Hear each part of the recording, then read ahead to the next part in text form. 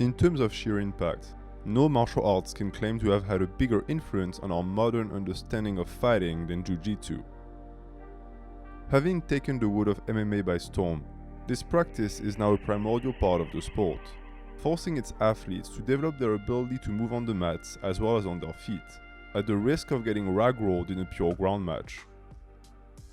While most combatants still choose to specialize in either striking or grappling, it is undeniable that being a well-rounded pugilist has become unavoidable for those who wish to claim the title of strongest in the realm of mixed martial arts. By way of consequence, it comes off as no surprise to see the same phenomenon being replicated in shonen storylines, such as Grappler Baki or Kengan Ashura, with the art of Jiu-Jitsu being given the credit and spotlight it deserves.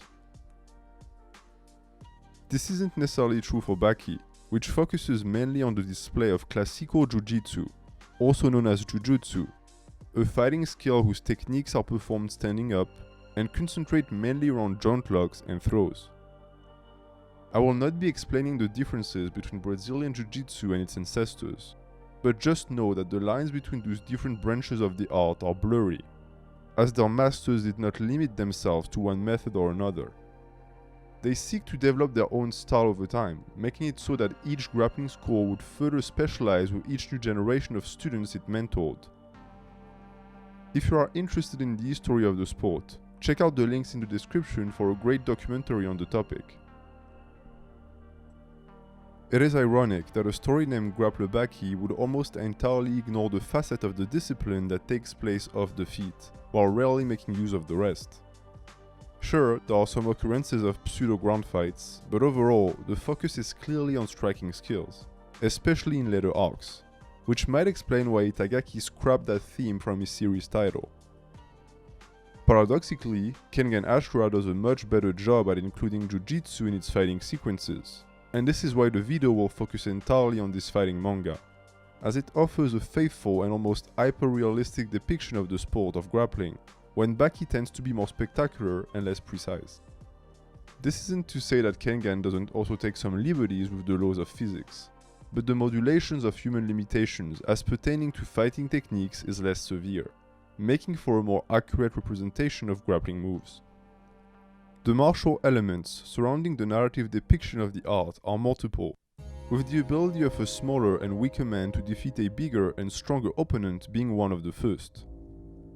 This trope is carried throughout the story by Imai Cosmo, a grappling genius whose abilities and physique will receive a Morso manga episode of their own. His trademark submission is the Python hold, a type of rear neck choke that he often sets up by entering the zone, a special headspace that allows him to boost his reflexes by focusing intently on the opponent's movements, before catching them in his death grasp. As someone who weighs 68 kilograms and who has to compete against muscle freaks, his fighting power hinges entirely on the effectiveness of his moves, that guarantee him the victory as soon as they are secured, which is an important aspect of Jiu-Jitsu that the non-initiated struggle to grasp, often calling the sport soft and ill-adapted to an actual struggle to the death. If an opponent takes your back and has you in a choke, this is game over. Once you're out, they can just stomp your face into the ground, or better yet, squeeze the life out of you by extending the duration of the hold until you just die of asphyxiation. That inevitability is presented as the main reason why Jiu-Jitsu, and grappling in general, is so important to learn as a mixed martial artist. Let's look at a double leg takedown. It is possible to defend against that move, but if you don't know what you're doing or get blitzed, you're going down. Not only will you take damage from the fall, but you're now on your back without the ability to summon kinetic energy from the floor into your hips to deliver blows. You got two choices now. You either escape and get up, or you grapple. And there is no martial art out there better at defending from the guard than Brazilian Jiu-Jitsu, not even by a mile. You can be the best striker in the world. If you get put on your back by a high-level grappler, you're toast. This is the equivalent of getting tossed in the high sea when you don't know how to swim. I don't care how long you can dog paddle, you're eventually going to drown. But if you're an efficient swimmer, there's a chance that you might make it to shore.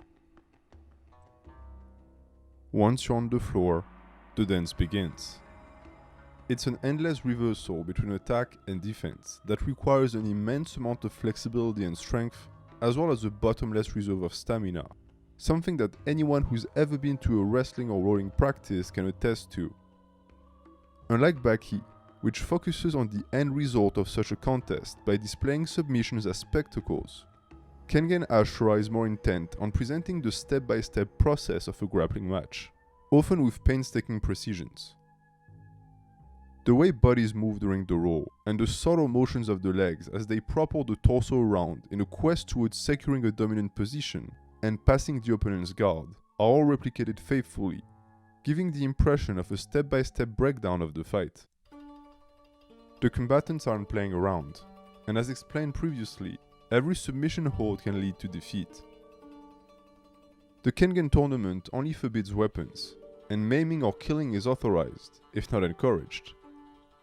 And while it isn't rare for a competitor to continue fighting way past his limits, as the referees are not allowed to step in to stop the fight unless a fighter taps out or is unconscious, this doesn't make a broken bone or a snapped tendon any less threatening. A completed armbar means that you're now fighting with only one arm, and the author has made sure to demonstrate how punishing such a disadvantage can be. As such, the fighters are all the more eager to not get caught in one. The brutal aspect of Jiu-Jitsu is given justice here, with each panel perfectly underlining how dynamic and ruthless the sport of grappling can be, especially when wielded by gigantic bodybuilder frames. In doing so, the manga avoids the stereotypical pitfall of summing up Jiu-Jitsu to a game of technique and skills. You just have to look at the now widespread use of steroids in the sport to realize that muscles play an important role in grappling. And while knowing how to move and how to execute submissions and defend is of course quintessential, the advantage that superior strength can play cannot be overlooked. In a sense, it wouldn't be wrong to say that strong muscles are more crucial for grappling than they are for striking, as the action of tugging and pulling on an opponent's limbs to put them into a hold is going to be aided by resistance training, much more than the ability to throw a punch. That distinction is made clear by the author, who presents the practices as two completely different entities. Grappling is not a subdivision of striking, and vice versa. Those are two separate endeavors, making them also the perfect complement to one another. It isn't to say that the sport is summed up as two meatheads trying to tear each other's head off, or that the finesse and technicity of the art can only be showcased when a pure grappler pins his moves against an unskilled opponent that greatly outmatches him in size.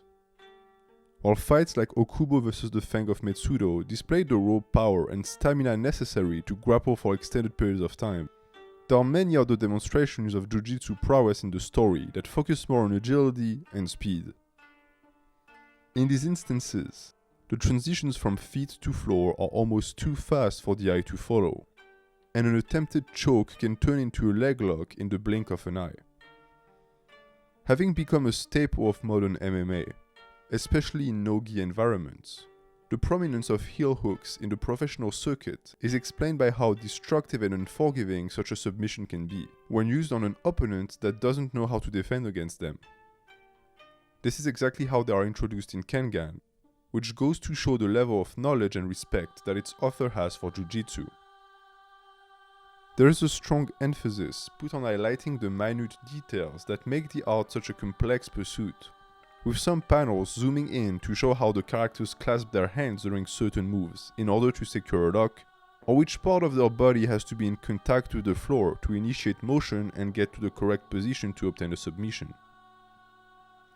The immediacy with which one has to answer to these spatial modifications to avoid getting tapped out are made evident by the audience's reaction, and the dynamic effort produced by the would-be choked to put up a guard and create some distance, demonstrated here by a twist of the torso and the positioning of a knee to push against the opposing force and correct the hip angle. Jiu-Jitsu isn't as static as it seems, an aspect that is rendered perfectly here, with the fighters moving all over the place and constantly switching stances and guards.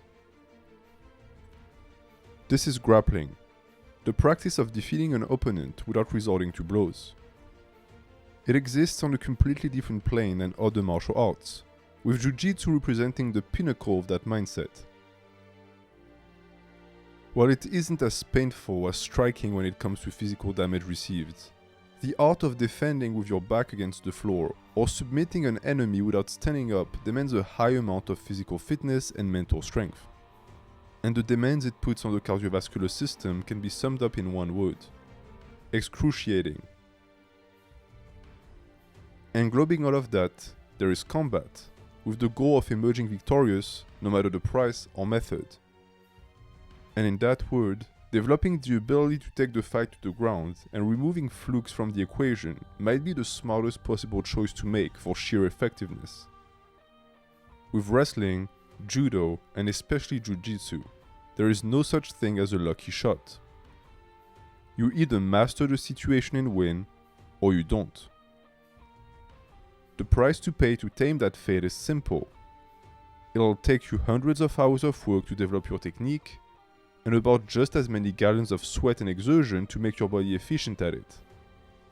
But once the price has been paid, the gods of grappling will smile down on you.